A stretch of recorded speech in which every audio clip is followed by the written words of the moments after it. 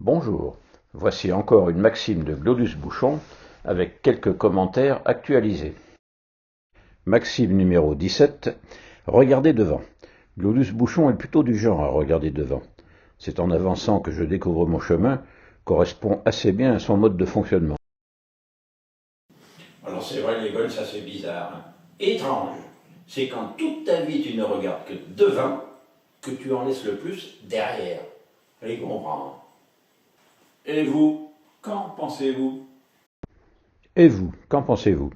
Glodus traite le plus souvent de l'emploi et du métier de chef, mais il lui arrive parfois de philosopher. Regarder devant, une règle de vie. Je l'ai même entendu un jour répéter la maxime d'un autre. Mieux vaut un imbécile qui marche qu'un penseur assis. Bon, c'est sûrement pousser un peu trop loin une bonne idée. Regarder devant ne signifie pas du tout marcher la tête baissée.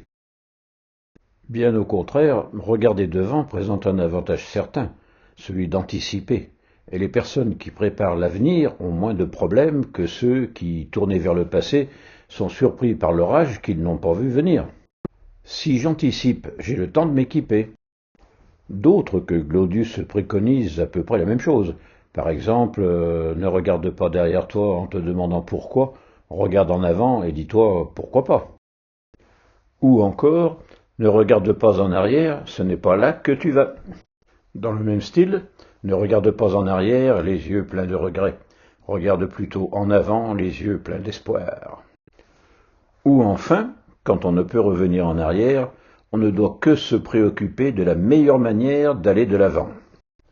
Il me semble que la pensée de Glodus est un peu différente. Son idée est la suivante. Plus tu avances sans te retourner, plus tu découvres un jour que tu as accumulé expérience et souvenirs. As-tu accumulé de la sagesse? Ça, c'est moins automatique. Il arrive un âge où il devient tentant de vivre dans les souvenirs plutôt que dans les projets. Attention, danger, hein. La nostalgie est un facteur de vieillissement prématuré. Il faut dire aussi qu'avec la vieillesse arrive un jour où l'avenir perd une partie de son attractivité. Bon, c'est même la seule de mes certitudes, un jour viendra où je n'aurai plus rien à voir devant. Oh, pas de panique, hein, ni même de pessimisme.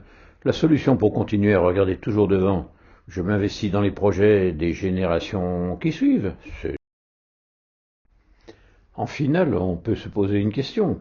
En laisser derrière moi, ok, mais pourquoi et surtout pour qui? Mais on touche là à une des grandes questions existentielles. C'est tout pour aujourd'hui. Pour la suite, eh bien, c'est vous qui voyez. Et bien sûr, tournez-vous dans le sens des vents favorables, c'est tellement plus cool.